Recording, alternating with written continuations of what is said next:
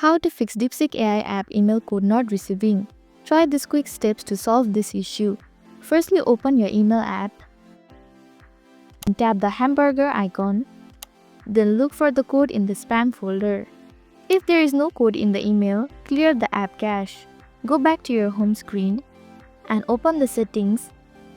Scroll down and select the apps option and select the manage app option. Search for the DeepSeek AI in the search bar. Choose the clear data option at the bottom right. Then tap on the clear cache. Confirm your action. This issue can also occur if you have an old version of the app.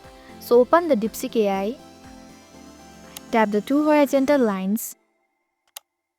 Then select your username at the bottom and select check for updates and update the app if available. If the issue persists, visit the DeepSeek AI support page. Finally, these steps will help you solve the email code not receiving issue in DeepSeek AI.